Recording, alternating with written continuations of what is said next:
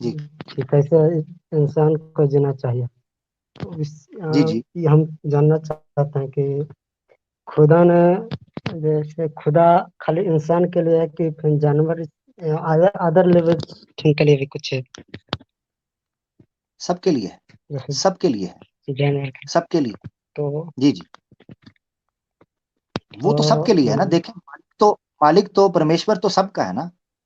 पैदा करने वाला तो वो सबका है, तो वो सबका है। तो अब उसका ताल्लुक हर एक के साथ अपने तरीके का है। उसका संबंध जो अपनी इस सृष्टि के साथ है, वो यूनिक है, वो अपनी नौयत का है।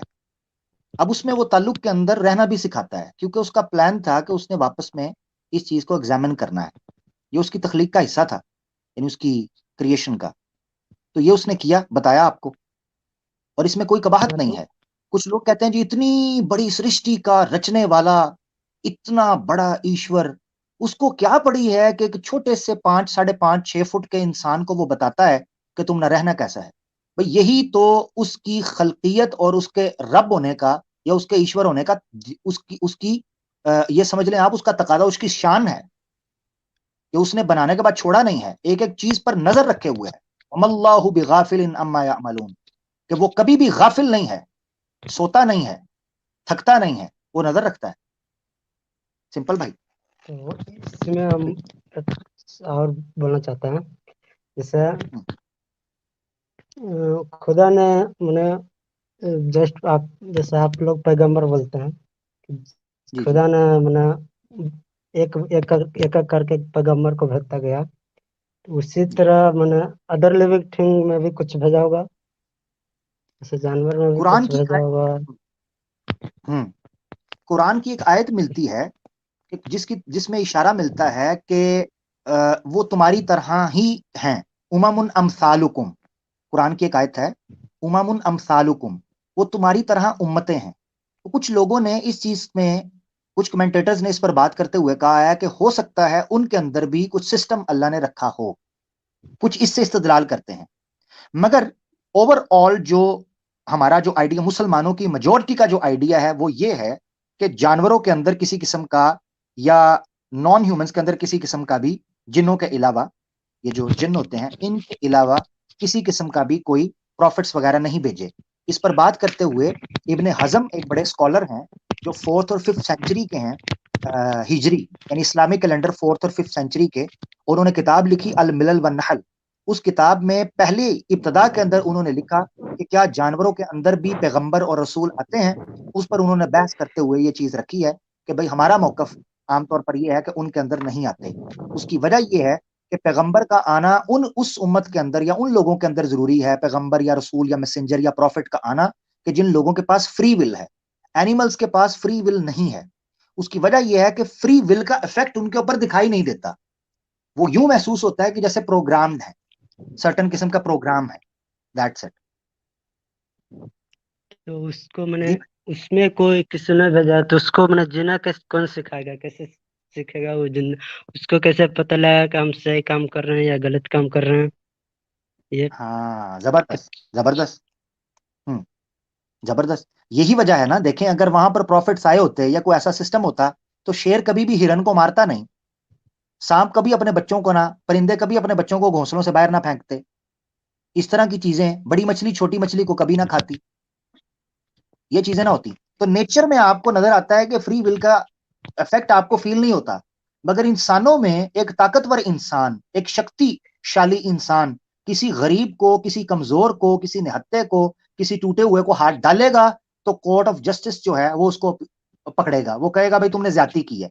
तो दैट मीन्स कि हम रिस्पॉन्सिबिलिटी ऑन करते हैं सोसाइटी में। सिंपल। इसी तरह रेप गलत है हमारे यहाँ, वहां तस्वुर ही नहीं है, वहां कुछ विवाह, ब्याह सिस्टम है ही नहीं है, चीजें ही नहीं है। ठीक है भाई। ठीक। तो एक बात और, जब, तो ये बताइए, जब इंसान, जो जन्नत और जहन्नुम का जो कॉन्सेप्ट है, हम्म। तो जानवर पर भी अप्लाई होगा या इंसानी पर खाली? नहीं नहीं, जब फ्री विल ही नहीं है, देखो, जन्नत, सजा का तस्वुर उस चीज के ऊपर आता है, यानी पनिशमेंट उस व्यक्ति के ऊपर या उस जीव के ऊपर लगती है जो रिस्पॉन्सिबल हो, डूज एंड डोंट्स की, रिस्पॉन्सिबल। मिसाल के तौर पर एक शेर अगर किसी इंसान को खाएगा तो शेर को कटहरे के अंदर नहीं खड़ा किया जाएगा। यानी शेर अगर किसी बच्चे को खाता है, उसके जंगले में गिर गया, जू में कई वीडियोस हैं यूट्यूब पर, शेर जो है वो बच्चे को, बंदे को काट के मार देता है, तो कभी आपने नहीं देखा कि उस शेर के ऊपर केस लगता हो कोर्ट के अंदर। मगर अगर इंसान ऐसा करेगा तो उसके ऊपर लगता है।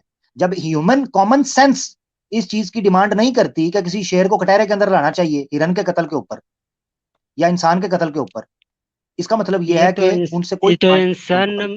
ये तो इंसान ने अपना अथी से उसका सजा, मैंने इस जानवर को सजा इंसान नहीं देना इंसान दिया है हाँ, इंसान को तो। इंसान ने लेकिन इंसान ने इसीलिए रखा। खुदा के नजर में तो हाँ, गलत होगा या सही होगा, खुदा के नजर में तो वो बता, होगा ना। उसके लिए मैं बता, खुदा की नजर में गलत और सही होने के लिए हमारे पास इंफॉर्मेशन चाहिए ना। आप भी तो अज्यूम कर रहे हैं ना, आप भी अज्यूम कर रहे हैं, मैं कॉमन सेंस की बेस पे अज्यूम कर रहा हूं, और हमारे पास जो दलाइल हैं। आपको अगर लगता है कि ईश्वर को इनके अंदर भी जस्टिस करना चाहिए, तो उसके लिए को प्रमाण चाहिए ईश्वर की तरफ से, क्योंकि ईश्वर क्या करेगा क्या नहीं ये आप नहीं बताएंगे। या तो फिर आप क्लेम करेंगे कि ईश्वर स्वयं आपसे बात करते हैं, आपके पास को प्रमाण है, जबकि ऐसा नहीं है। ठीक है मेरा भाई, ईश्वर तो की इच्छा के लिए उसका ज्ञान ही स्वयं हमें चाहिए होगा। ठीक है, हाँ, ओके सूरज भाई। ओके, तो इसमें मैं जानना चाहते हैं अभी ये जहन्नुम और जन्नत का कॉन्सेप्ट कुछ आगे बताइए इसके बारे में। जन्नत और जहन्नम का कॉन्सेप्ट इस तरीके से मेरा भाई, सूरज भाई, इस तरीके से समझें कि जिस तरीके से दुनिया में सिस्टम को कायम रखने के लिए अदालत बनाई गई है, पुलिस का सिस्टम बनाया गया है, ताकि कोई किसी के साथ बुराई ना करे, कोई किसी के साथ ज्यादती ना करे, कोई किसी का रेप ना करे। सूरज कुमार अगर कमजोर आदमी है तो आमिर हक अपनी पिस्टल ले जाकर उसकी कनपट्टी पर रख के उसकी सैलरी, उसका मोबाइल फोन, उसकी जमा पूंजी, उसकी मेहनत की रोजी ना लूट के ले जाए और उसको शूट ना कर दे, ताकि मेरे ऊपर कल को कानून लगेगा। इसी तरीके से इस दुनिया में इस दुनिया को सस्टेन करने के लिए ह्यूमन सोसाइटी को यह जरूरी है कि हम अल्लाह के तसव्वुर को माने कि ये जिंदगी जो इम्तिहान है, इसके बाद एक अदालत लगने वाली है, एक कोर्ट लगने वाला है, जो यहां से लोग बच जाएंगे पैसे की पावर की वजह से या सफिशिएंट एविडेंस ना होने की वजह से, ठीक है, तो उसको अल्लाह के सामने पेश होना पड़ेगा। ये चीज इंसान को कई बुराइयों से रोकती है। मिसाल के तौर पर मैं आपको बताता हूँ सूरज भाई, मेरी जिंदगी में मैं पर्सनल एक्सपीरियंस, कुमार भाई आपको बताता हूँ, मेरी पर्सनल एक्सपीरियंस है कि मुझे कितनी बार ऐसा मौका मिला कि मैं कोई क्राइम कर सकता था, यानी क्रिमिनल ऑफेंस कर सकता था।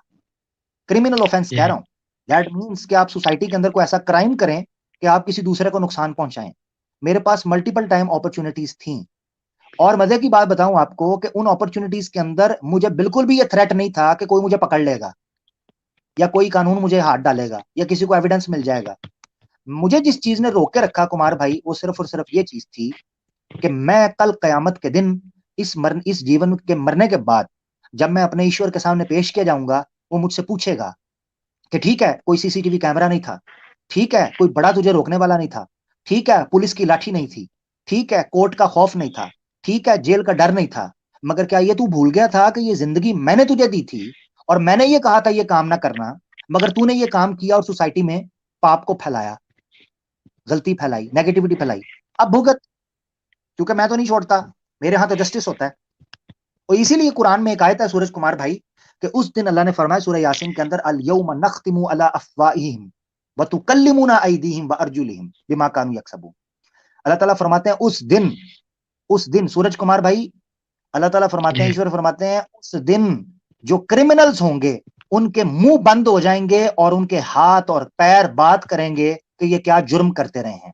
तो दैट मीन्स वहां पर किसी गवाह को पेश करने की जरूरत नहीं पड़ेगी कि सीसीटीवी फुटेज दिखाओ, कैमरा, ना ना ना ना, आपका वो जिस्म बोलेगा। और इसकी बहुत बड़ी दलील है कि जैसे फॉरेंसिक इस वक्त इन्वेस्टिगेशन होती है तो डीएनए और ब्लड सैंपल्स के जरिए और फिंगरप्रिंट्स के जरिए पता चल जाता है कि जुर्म कब हुआ, कैसे हुआ, किसने किया। तो अल्लाह की जात तो इससे बहुत ऊपर है जो इस तहकीक कर सके। ठीक है, तो ये मैंने जस्टिस जो होगा ओनली इंसान के लिए होगा और अदर लिविंग थिंग्स के लिए कुछ नहीं होगा, हाँ, यानी उसको वो माफ अदर किया लिविंग जाएगा। थिंग्स, अदर लिविंग थिंग्स का इम्तिहान नहीं है एज पर माई नॉलेज और इंफॉर्मेशन। अगर आपको लगता है कि होना चाहिए तो आपके पास को प्रमाण होना चाहिए, क्योंकि ईश्वर के बारे में बात है। सिर्फ मेरा इतना डिमांड है आपसे, अभी तक की इंफॉर्मेशन के मुताबिक तो उनसे नहीं होगा। अच्छा सूरज कुमार भाई, हो सकता है हो भी, यानी मैं ये भी इनकार नहीं कर रहा, हो सकता है अल्लाह ने कोई रखा हो उनके लिए सिस्टम, अब मुझे क्या पता।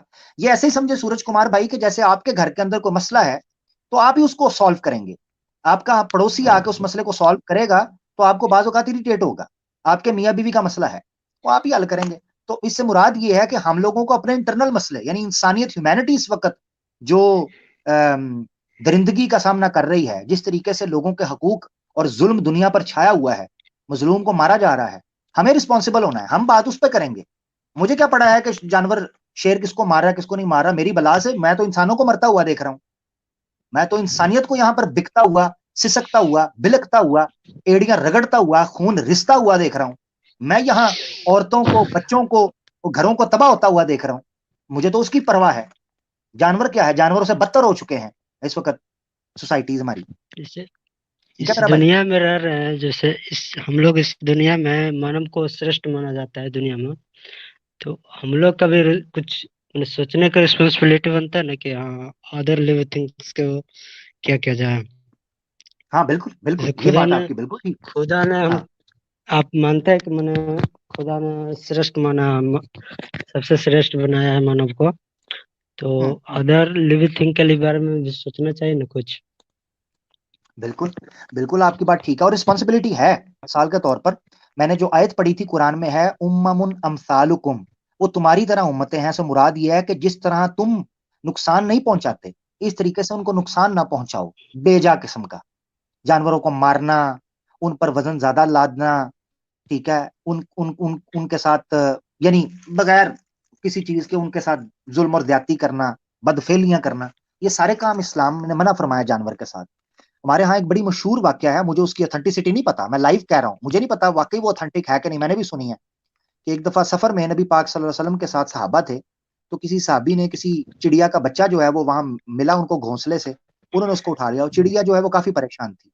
तो अल्लाह के रसूल ने पूछा कि ये चिड़िया क्यों चहचहा रही है, क्यों शोर डाल रही है, तो बताया गया कि इसका बच्चा घोंसले से नीचे गिरा है, तो वो हमारे पास है। तो आपने कहा फटाफट इसको छोड़ के पीछे हटो, यानी इसको दे दो, वापस लौटाओ, कि वो मां तड़प रही है। तो ये जो बेसिक इंसानियत है वो तो इंसान के अंदर होनी चाहिए, जानवरों के द्वारा बिल्कुल होनी चाहिए।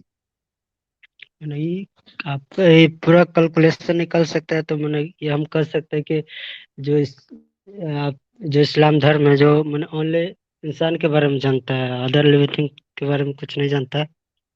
नहीं नहीं नहीं नहीं, मैंने ये तो नहीं कहा, मैं बस तो बल्कि बता रहा हूं आपको, मैं तो आपको बता रहा हूं।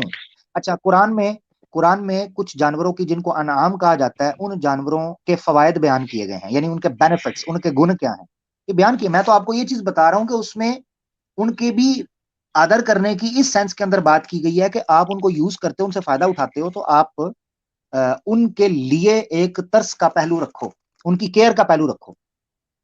ठीक है, ये मेरी गुजारिश है मेरे। आगे बढ़ते हैं, ठीक है अच्छा सूरज ये भाई, जो किधर गए हैं? मैंने नहीं उतारा भाई, मैंने नहीं उतारा, तो खुद चले गए। आमिर भाई जी। यार को स्पीड तेज करें थोड़ी। अच्छा अच्छा। अच्छा मैं आज रैपिड। मैं आज स्लो आपका स्पीड में जो चाहता हूँ। पके शुरू कर दिए है। ठीक है, मुझे मुझे असल में आइए ना, थोड़ा रैपिड करें। जी, नहीं नहीं, मैं थोड़ा रैपिड करता हूँ। असल में ये जो सूरज भाई आए थे, जब इन्होंने ये कहा ना कि मेरा रूममेट है कि मुस्लिम, उसने मुझे कुछ चीज बताई, तो मुझे अच्छा लगा कि हो सकता है उन्होंने इसको लिंक शेयर किया हो, तो ये भाई हमारे पास आए हैं, तो मैंने कहा कि मैं इनको थोड़ा सा टाइम दूं, ताकि जिस मुसलमान भाई ने इनको भेजा है या जो इनके साथ डिस्कस कर रहे हैं, इन दोनों की अच्छी गुफ्तगू और अच्छा ताल्लुक ही रहे। तो इसलिए मैं चाह रहा था कि इससे बात की जाए।